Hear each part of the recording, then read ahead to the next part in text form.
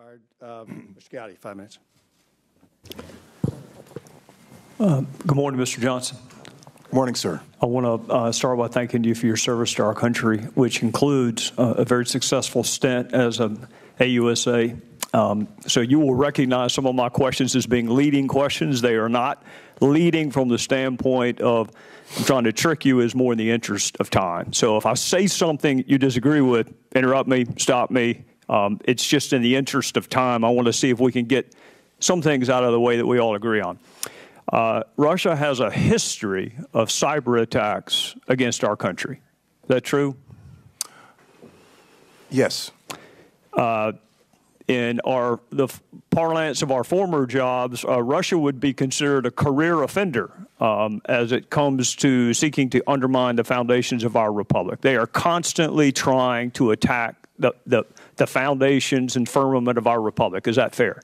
I think that's a fair statement. All right. So they're a career offender. They have a history of cyber attacks on our country. We suspected before the November election. Sir? As do others, by the way. Yes, sir. It is. It's not just them. But for purposes of this morning, I want to focus on Russia. We suspected before the November elections that they might attack our voting infrastructure. Is that fair to say? Yes. In fact, you warned that they were going to do so. I was very concerned that they would do so, which is why I kept issuing all these public statements. Yes, sir. All right.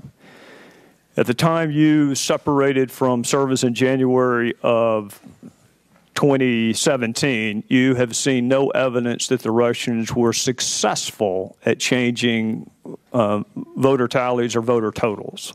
Correct. At the time you separated from service in January of 2017, had you seen any evidence that Donald Trump or any member of his campaign colluded, conspired, or coordinated with the Russians or anyone else to infiltrate or impact our voter infrastructure?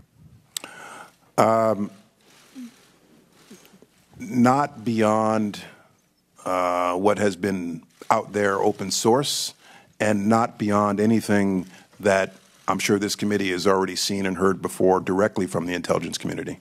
So the only thing I'd have on that is derivative of what the intelligence community has and the law enforcement community. Speaking of the intelligence community, it strikes me that most of the information currently available was available in the fall of 2016. Most of the intelligence products that are relied upon to form certain assessments, that underlying data was available in 2016, some of it before the election. I'm not in a position to agree or disagree with that because I don't have access anymore to intelligence over the last 5 months. Well, looking at this a different way, before the election in November of 2016, you had already seen evidence of Russian efforts to impact our election. In fact, you testified they had a preference for a candidate. They were aggressive, and I think you used the phrase plain and simple. Yes, but with respect to efforts to hack into the DNC and other political organizations, yes, very clearly. All right. Correct. Well, this is, I guess, what I'm getting at. They're a career offender when it comes to attacking the foundations of our republic. They have a history of cyber attacks on our country. You warned before the elections that they may attack our voting infrastructure. After the election, President Obama took steps to target Russia, and you took steps to consider our voting apparatus to be critical infrastructure. Given what we knew before the election, what more could we have done and should we have done? We weren't surprised that Russia was doing this to us. They always do it to us. So what more could we have done, should we have done before the election? Well, hindsight is brilliant. Hindsight is 20/20. I'll preface my answer by saying I think it was unprecedented, the scale and the scope of what we saw them doing. And there had very clearly been intrusions before by a number of state actors, as I'm sure you're aware. In retrospect, it would be easy for me to say that I should have bought a sleeping bag and camped out in front of the DNC in late summer with the benefit of hindsight. I can tell you for certain that in the late summer, fall, I was very concerned about what I was seeing, and this was on my front burner all throughout the pre-election period in August, September, October, and early November to encourage the states to come in and seek our assistance. And I'm glad that most of them, red and blue, did. Hindsight is perfect, 2020, but I'm satisfied that this had my attention. It had the attention of my people because I pushed them at every step of the way to make sure we were doing everything we could do. But obviously there are lessons learned from this experience, and for the future there's probably more we can and should do.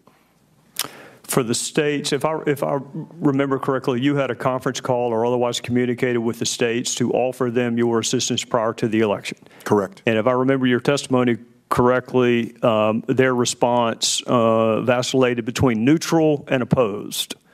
Correct. Well, it was to the issue of designating them as critical infrastructure. Okay. Correct. Do you know, without naming the states, whether any of the states most vocally opposed to that designation were, in fact, impacted by Russian efforts? I'd have to look at both lists. If you're saying impacted, were those states that had their voter registration databases scanned and perhaps infiltrated? I'd have to look at both lists, sir. I don't have that information off the top of my head. Yeah, what I'm wondering is if any of the states most vocal in rejecting your help actually needed it the most. Well, again, they didn't reject our help. 36 of them accepted our help, but they were resisting the idea of a designation to be critical infrastructure, which I went ahead and did anyway. What would that designation have done in November or in October? What would that designation have accomplished had you done it in the fall of 2016 instead of January? Well, as I outlined earlier the advantages of that declaration, but in the short term, my assessment was that we needed to get them in. We needed to bring the horses to water to seek our cybersecurity help. And so making the designation would have, in my assessment, driven them in the opposite direction. And my number one priority pre-election was to get them to seek our cybersecurity help, and for the most part they did. Thank you, Mr. Secretary. Judge time has expired. Mr. Hines, 7 minutes. Thank you, Mr. Chairman. I'll begin by yielding a moment to the ranking member. Thank you, Mr. Hines. Just a quick follow-up. You've been asked, Mr. Secretary, about whether the vote tallies were impacted. Some have suggested that because the actual counting of the votes by the machines wasn't impacted, that therefore... We will make America great again.